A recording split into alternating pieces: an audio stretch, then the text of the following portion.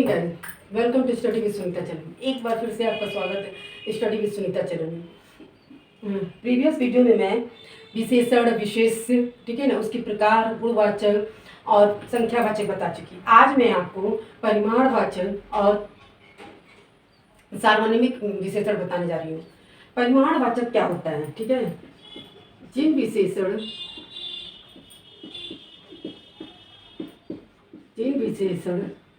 से संज्ञा की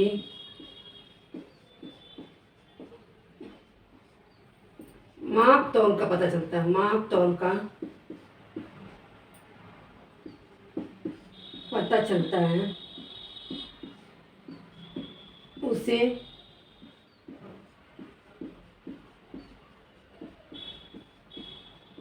परिमाण वाचक विशेषण करते हैं।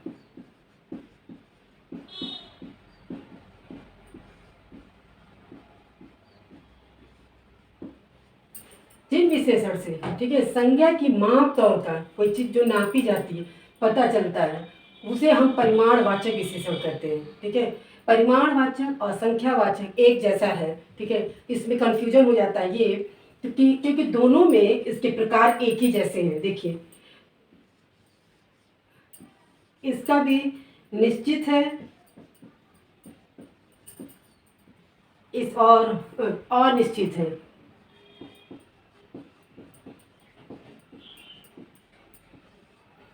ठीक, संख्यावाचक में भी निश्चित होता है और अनिश्चित होता है। लेकिन अंतर इन दोनों में क्या है कि परिमाणवाचक में जो भी वस्तु में संज्ञा होती है, जो वस्तु में, तो हमेशा मापा तौला जाता है, और संख्या में हमेशा, संख्यावाचक हमेशा गिनती में होती है। निश्चित में क्या होगा, जैसे 5 किलो, ठीक है, 5 किलो, 10 ग्राम, इसमें क्या हो गया, कुछ, थोड़ा, ज्यादा। इसमें निश्चित करने, जब कोई सामान लेंगे तो 5 किलो, 10 ग्राम, 20 ग्राम, 250 ग्राम, इस तरह की चीज़ हम निश्चित करके जब कोई चीज़ माप तौल करते हैं तो क्या होता है, वो निश्चित परिमाणवाचक, तौलने का जो माप है वो हमने निश्चित कर दिया तो वो निश्चित परिमाणवाचक हो जाता है। अनिश्चित में तौलने का परिमाणवाचक क्या निश्चित नहीं होता, कुछ, थोड़ा, ज़्यादा, ये कोई निश्चित नहीं होने के कारण ये अनिश्चित परिमाणवाचक होता है। ठीक है, आपके परिमाणवाचक और संख्यावाचक में अंतर क्या होता है? परिमाणवाचक और संख्यावाचक में अंतर ये होगा कि इसमें जो संज्ञा होती है, इसकी जो संज्ञा होती है, इसमें हमेशा परिमाणवाचक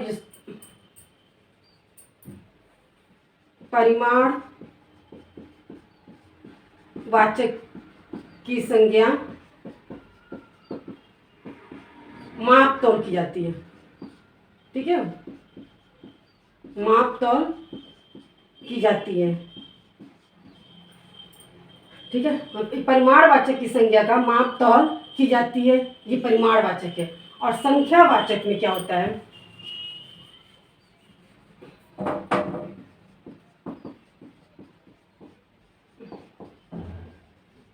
संख्यावाचक में हमेशा इसमें संज्ञा की गिनती की जाए, संज्ञा की गिनती की जाती है।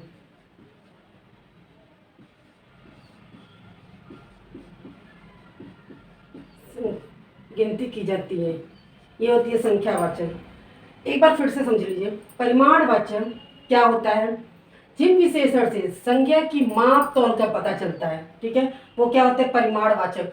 कोई भी चीज हम माप तौल से लेते हैं, ठीक है, जो नाप तौल से जो भी सामान लिया जाता है, 4 किलो, 5 किलो, 10 किलो, क्विंटल, कुछ भी जो है, इस तरह की जो चीजें ली जाती है वो क्या होता है, परिमाणवाचक। ठीक है, और इसी तरह अंतर समझने के लिए संख्यावाचक में हमेशा संज्ञा की गिनती की जाती, 4 पेन, 5 पेन, 6 पेन, 7, इसमें क्या तौला मापा नहीं जाता। परिमाणवाचक में तौला मापा जाता है और संख्यावाचक में तौला मापा नहीं जाता, यही अंतर होता है। अब इसमें क्या है, परिमाणवाचक में भी निश्चित और अनिश्चित होता है। ठीक है, तो निश्चित, अनिश्चित, इसमें जो है निश्चित और अनिश्चित में क्या होता है कि कोई भी संज्ञा का माप तौल जो होता है वो निश्चित होता है, जैसे 5 किलो 10 किलो इस तरह की चीज़ें जो नापा तौला जाता है वो हमेशा क्या होता है, निश्चित होता है। अनिश्चित में कोई माप निश्चित नहीं होता है, थोड़े पैसे ज़्यादा पैसे कम पैसे इस तरह का जो चीज़ें होती हैं वो क्या होता है, अनिश्चित। तो आपको समझ में आ गया होगा परिमाणवाचक कि परिमाणवाचक से मतलब ये है नाप तौल। जब नाप तौल का निश्चित संख्या होगी, ठीक है, निश्चित तौल होगा तो अनिश्चित में आ जाएगा, और जिसको निश्चित नहीं होगा वो अनिश्चित में आ जाएगा। ये हो गया आपका। और आप परिमाणवाचक संख्यावाचक में आपको अंतर ही बता दिए कि परिमाणवाचक में और संख्यावाचक में जब आपको अंतर यही है कि परिमाणवाचक हमेशा नाप तौल की जाती है और संख्यावाचक हमेशा गिनती में की जाती है। इसके बाद आपका आता है सार्वनामिक विशेषण।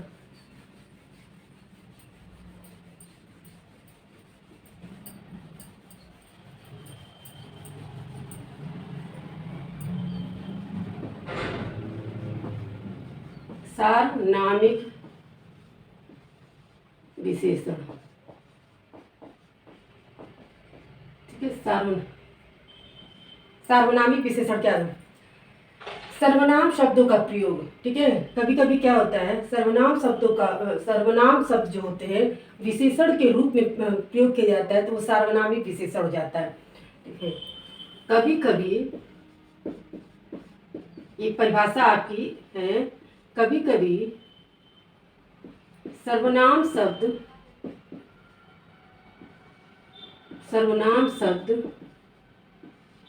विशेषण की तरह प्रयोग किए जाते हैं।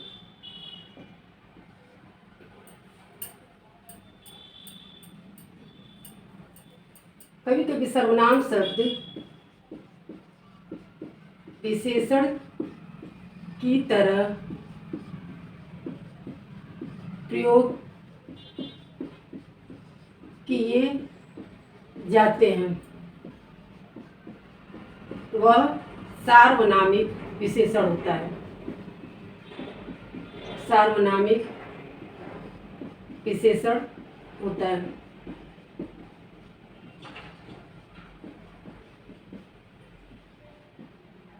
ठीक है। कभी कभी सर्वनाम शब्द विशेषण की तरह प्रयोग किए जाते हैं और सार्वनामिक विशेषण होते हैं। और ये जो सर्वनाम शब्द जो होता है जो विशेषण की तरफ प्रयोग किए थे वो संज्ञा की तरफ दिखाते हैं, वह संकेत जो करते हैं, जो सार्वनामिक विशेषण होते हैं वह संकेत संज्ञा की तरफ करते हैं, संज्ञा की तरफ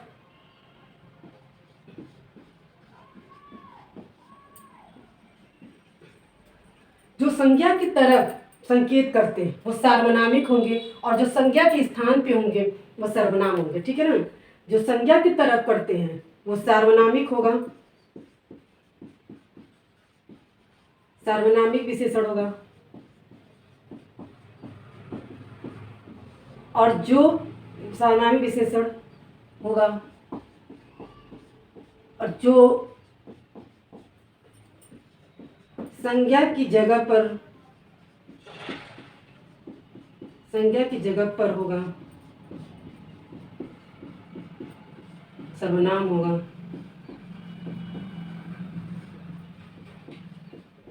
ठीक है ना। कभी कभी सर्वनाम शब्द विशेषण की तरह प्रयोग करता है, ठीक है ना। जो सर्वनाम शब्द जो होता है विशेषण की तरह प्रयोग किया जाता है, लेकिन वह सार्वनामिक विशेषण होता है, लेकिन वो संकेत संज्ञा की तरफ करता है। जो संज्ञा की तरफ संकेत करता है वो हमेशा सार्वनामिक विशेषण, और जो संज्ञा के स्थान पर आता है, जो संज्ञा के स्थान पर आता है वो सर्वनाम होता है, ठीक है। उदाहरण के लिए देख लीजिए, वह लड़का,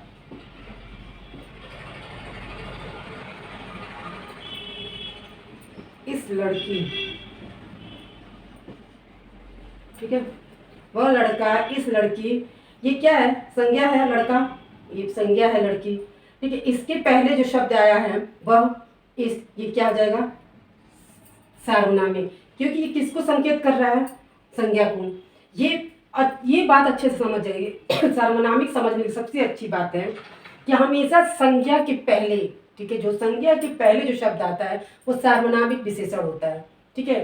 सार्वनामिक विशेषण, संज्ञा के पहले आने वाला शब्द वो क्या होगा, सार्वनामिक विशेषण, और संज्ञा के स्थान पर आने वाला शब्द सर्वनाम होगा। ठीक है, जैसे वह लड़का, तो लड़का क्या है, संज्ञा है, और ये संकेत किसको कर रहा है, संज्ञा को, तो ये क्या हो जाएगा, वह आपका सर्वनामिक विशेषण हो जाएगा। ये क्या है, लड़की क्या है, संज्ञा है। ठीक है, और इस क्या है, सर्वनाम तो है, और लेकिन ये संकेत किसको कर रहा है, संज्ञा को, इसलिए सर्वनामिक विशेषण हो जाएगा। यानी कि जब भी कोई विशेषण, ठीक है, जब भी कोई सर्वनाम संज्ञा को संकेत करता है तो सर्वनामिक विशेषण हो जाएगा। आपको समझ में तो आ गया होगा ना। अब है आपका सर्वनाम और सार्वनामिक में आपको थोड़ा उदाहरण से अंतर समझाते हैं। वे कहाँ चले गए। ठीक है, वे लड़के कहाँ चले गए, ये लड़के कहाँ चले गए।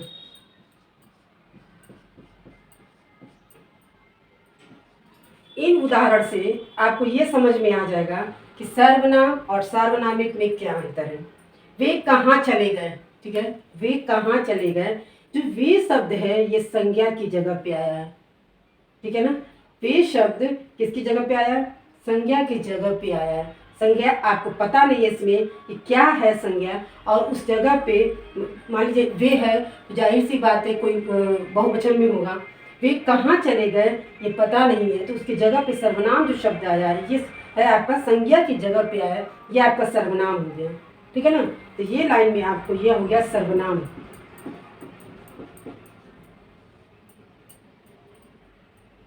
ये सर्वनाम हो गया। वे लड़के कहाँ चले गए, ठीक है, यहाँ पे जो है ये जो सर्वनाम है किसको संकेत कर रहा है, संज्ञा को। किसको संकेत कर रहा है, संज्ञा को। संज्ञा के पहले जो ये सर्वनाम आया है ये क्या हो जाएगा, सार्वनामिक। क्या हो जाएगा, सार्वनामिक विशेषण। ठीक है, एक बार फिर से समझ लीजिए, इस उदाहरण से देखिए, वे कहाँ चले गए, वे जो है ये संज्ञा की जगह पर आया, तो संज्ञा की जगह पे आने की वजह से ये शब्द जो है वो सर्वनाम हो गया।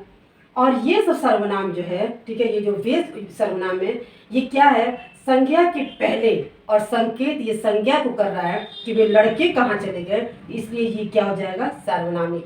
सार्वनामिक विशेषण वो होता है कि मैंने पहले बताया, सार्वनामिक विशेषण वो होता है जो संज्ञा को संकेत करते हैं, और संज्ञा के पहले आने वाला जो शब्द होता है वो सार्वनामिक विशेषण होता है। इन दो उदाहरण से आपको समझ में, अभी और आपको उदाहरण देते हैं।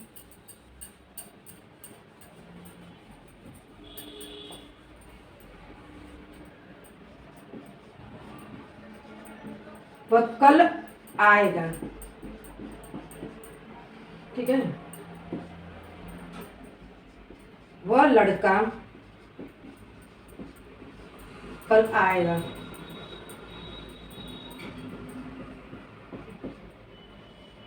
इसमें क्या है, वह कल आएगा, वह कल आएगा। यहाँ पे जो वह है ये सर्वनाम जो है ये संज्ञा की जगह पे आया है। ठीक है ना, वह कल आएगा किसी एक वचन की बात है अभी, ये संज्ञा की जगह पे आया है इसलिए ये सर्वनाम हो जाएगा।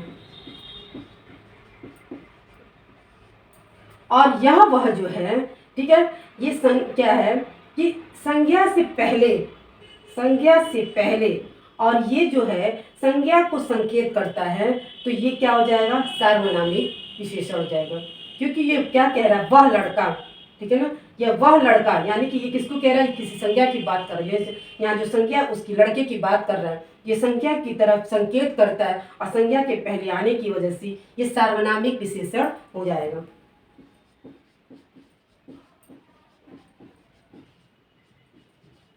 आपको सर्वनाम और सार्वनामिक में अंतर समझ, क्योंकि इसलिए मैंने उदाहरण से और परिभाषा के द्वारा आपको सर्वनाम और सार्वनामिक में अंतर इसलिए बताया है क्योंकि ये हमेशा अंतर, क्योंकि सर्वनाम से सार्वनामिक बना है, तो लोगों बच्चों को और सबको ये कन्फ्यूजन हो जाता है कि सर्वनाम और सार्वनामिक में अंतर क्या है।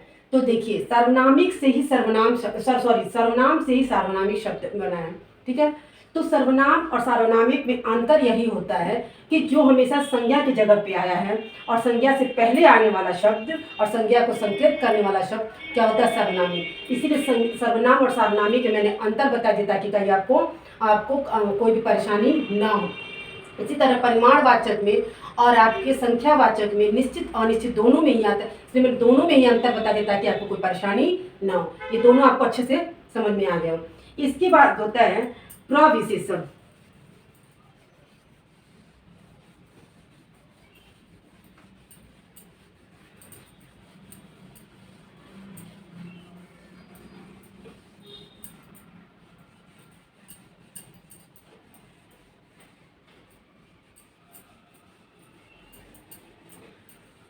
प्रविशेषण क्या होता है, ठीक है। प्रविशेषण, प्रविशेषण वो शब्द, ठीक है ना। प्रविशेषण जो शब्द विशेषण की विशेषता बताता है, जो शब्द विशेषण की विशेषता बताता है, जो शब्द विशेषण की विशेषता बताता है वह प्रविशेषण होता है। प्रविशेषण, प्रविशेषण कहते हैं।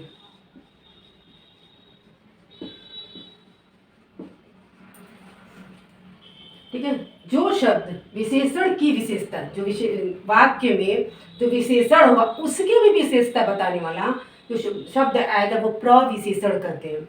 उदाहरण से समझिए, दिशा बहुत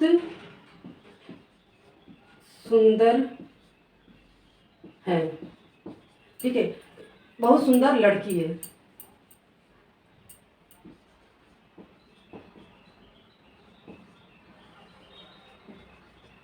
दिशा बहुत सुंदर लड़की है, इसमें सुंदर क्या है, विशेषण है, संज्ञा की विशेषता बता रहा है। दिशा के तो क्या सुंदर, क्या विशेषण, लेकिन इसकी भी विशेषता बता रहा है, बहुत सुंदर है। यानी कि सुंदर, यानी इस विशेषण की विशेषता क्या बता रहा है कि सुंदर ही नहीं है, केवल बहुत सुंदर है। तो ये जो आपका हो जाएगा ये प्रविशेषण हो जाएगा। ये क्या हो जाएगा, प्रविशेषण। और ये हो जाएगा सुंदर आपका विशेषण। ठीक है, एक बार फिर से समझिए, जो शब्द विशेषण की विशेषता बताता है, जो शब्द विशेषण की विशेषता बताता है वो प्रविशेषण कहते हैं। ठीक है, इस वाक्य में दिया दिशा बहुत सुंदर लड़की है।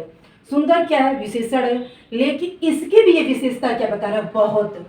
तो ठीक है, तो बहुत सुंदर है, तो ये क्या हो जाएगा, बहुत जो है प्रविशेषण हो जाएगा, सुंदर जो है विशेषण हो जाएगा। इसमें ये तो आपको पहले भी मैंने बताया और अभी भी बता रही हूँ, विशेषण केवल किसी की अच्छाइयाँ नहीं बताता है, बुराइयाँ भी बताता है। ठीक है, तो ये इसीलिए कहा जा सकता है ये केवल अच्छा बुरा बोले। और आपको यहाँ पे देखिए प्रविशेषण विशेषण हो गया, इसमें देखिए बहुत बुरा, बहुत अच्छा,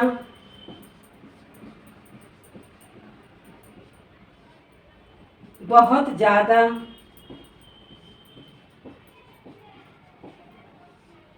बहुत कम,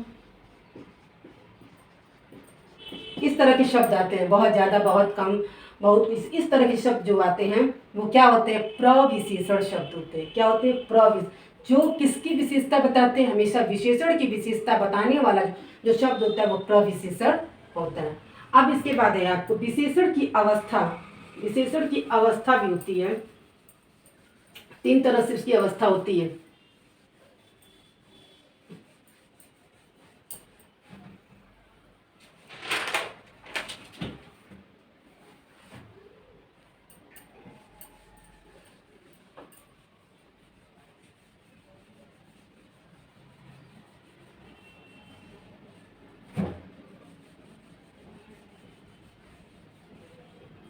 विशेषण की अवस्था कहिए या तुलना कहिए, विशेषण की तुलना, ठीक है ना, 3 तरीके से होती है, मूल, अवस्था, उत्तरा अवस्था,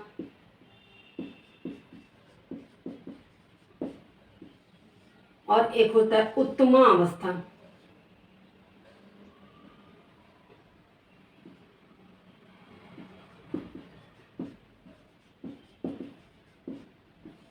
ठीक है। विशेषण की तुलना में 3 तरह से अवस्था पाई जाती है, मतलब तुलना की जाती है। मूल अवस्था, उत्तरावस्था, उत्तमा अवस्था। मूल अवस्था में क्या होता है,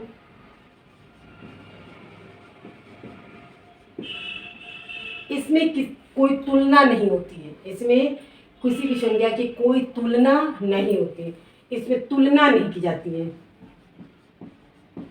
इसमें तुलना नहीं की जाती है, की जाती है। हमेशा मूल अवस्था जब भी होगी, विशेषण की तुलना में जब भी मूल अवस्था होगी, उसमें क्या होगा, इसमें कोई तुलना नहीं की जाती है। ठीक है ना। ये जो है, इसमें क्या होता है, जैसे आलोक अच्छा लड़का है,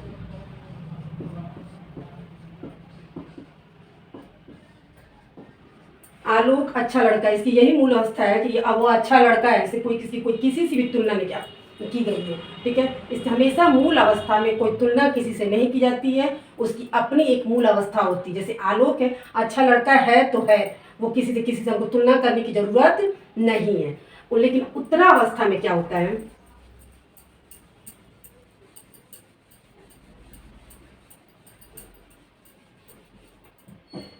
उत्तरा अवस्था में 2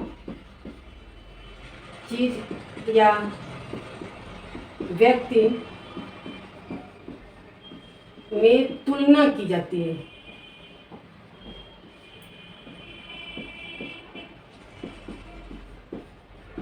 ठीक है। उत्तरा अवस्था में 2 चीज हो या व्यक्ति हो, उसमें तुलना की जाती है।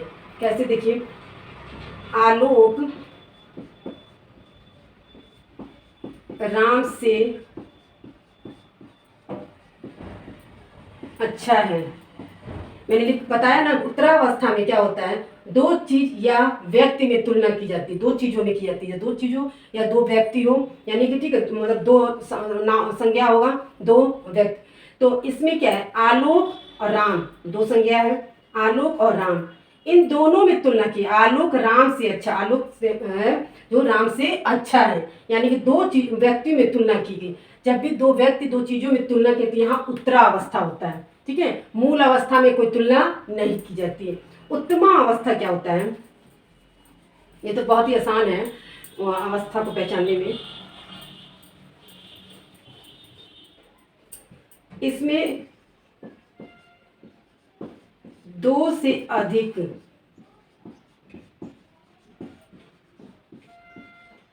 तुलना की जाती है,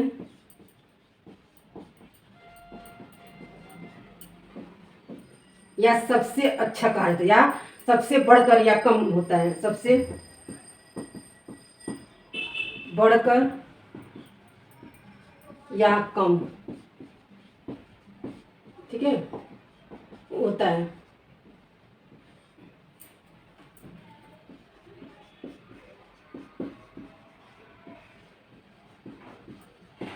आलोक सबसे अच्छा है। इसमें 2 से अधिक की तुलना की जाए, किसी 2 से वस्तु से या 2 व्यक्ति से नहीं, 2 से अधिक की तुलना की जाती है, सबसे बढ़कर या कम होता है। जैसे मैं पहले ही बता रहा, अभी भी फिर बता रहे हैं आपको, विशेषण हमेशा किसी की अच्छाइयाँ नहीं होती, हमेशा अच्छाई बुराई सब होता है। इसीलिए कह रहे हैं कि इसमें क्या है, ज़्यादातर सबसे अधिक, सबसे कम, सबसे अच्छा, सबसे बुरा, इस तरह के शब्द आते हैं। किसमें, उत्तमा अवस्था में। ठीक है। इसमें उदाहरण दिए, आलोक सबसे अच्छा है, या वहाँ पे जितने लोग भी होंगे उसमें क्या, आलोक सबसे अच्छा है, ये उत्तमा अवस्था है। एक बार फिर से आपको विशेषण की तुलना में बता रहे हैं। मूल अवस्था में क्या होता है, इसकी जब भी आपकी विशेषण की तुलना की जाएगी और आपको अवस्था दिया जाएगा, तो मूल अवस्था में कभी भी तुलना नहीं होती है। उत्तरा अवस्था में 2 व्यक्ति या 2 वस्तु से में तुलना की जाती है। उत्तमा अवस्था में 2 से अधिक में। ठीक है, 2 से अधिक में। और क्या होता है, ज़्यादा सबसे बढ़कर, कम, अच्छा, इस सबसे शब्द ज़्यादातर इसमें लगा, ये उत्तमा अवस्था होता है। अभी तक आपके हिंदी में कुछ ऐसे शब्द नहीं बने हैं, ठीक है ना, जो उत्तरावस्था और उत्तमावस्था के शब्द हों, ठीक है। उत्तमावस्था और उत्तरावस्था के शब्द नहीं बने। मूल जो अवस्था होती उसी से उत्तरावस्था और उत्तमावस्था बनाते हैं। जैसे और जो भी मूल शब्द है, जैसे मान लीजिए आपका अधिक है, ये हो गया मूल अवस्था। यहाँ हो गया उत्तरावस्था, ये हो गया उत्तमावस्था। देखिए, ये जो उत्तरावस्था उत्तमावस्था होता है, ऐसे कोई शब्द नहीं बने हिंदी में। इनको हमेशा मूल शब्द मूल अवस्था में प्रत्यय लगाकर बनाया जाता है, हमेशा प्रत्यय लगा। तो उत्तरावस्था में हमेशा तर और उत्तमा अवस्था में हमेशा तम का प्रत्यय लगाकर बनाते हैं। अधिक है तो क्या हो जाएगा, अधिकतर, ठीक है ना, अधिकतर, अधिकतम, ठीक है। तर और तम, तर हमेशा उत्तरावस्था में और तम हमेशा उत्तमावस्था। ये मूल अवस्था अधिक है, यानी कि मूल अवस्था का जो शब्द होगा उसी में तर लगा के उत्तरावस्था बनाएंगे, उसी में तम लगा के उत्तमावस्था बनाएंगे। क्योंकि ऐसे हिंदी में कहीं भी आपको उत्तरावस्था और उत्तमावस्था जो शब्द है ऐसे नहीं है। हमेशा मूल अवस्था के में तर और या तम लगाकर प्रत्यय ही लगाकर बना, हमेशा प्रत्यय। अगर ऐसे भी उत्तरावस्था कहीं दिया रहेगा आपको तो हमेशा इसमें क्या हुआ, प्रत्यय लगा है, ठीक है, प्रत्यय लगा के ही उत्तरावस्था उत्तमावस्था। जैसे अधिक है, एक शब्द है श्रेष्ठ, अभी क्या हो जाएगा, श्रेष्ठतर, श्रेष्ठतम,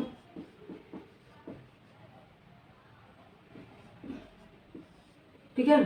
फिर है मधुर,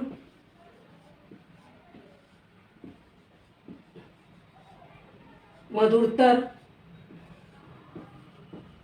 मधुरतम, उच्च, उच्चतर,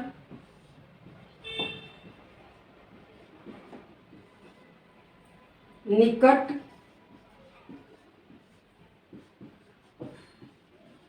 निकटतर, निकटतम।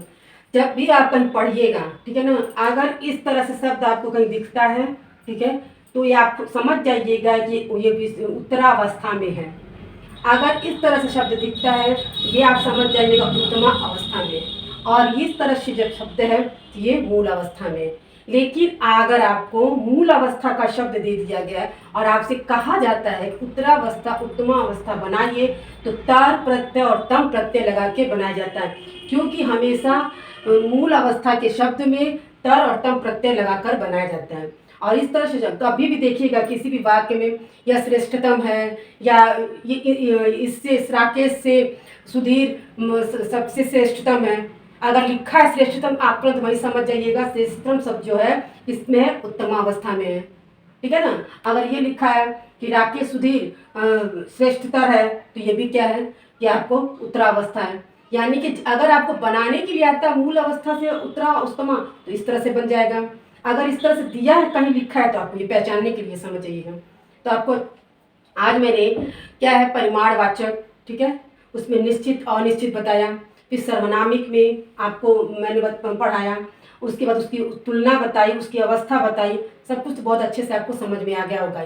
अगर आपको समझ में आ जाता है प्लीज़ मेरे चैनल को लाइक सब्सक्राइब और शेयर कीजिएगा।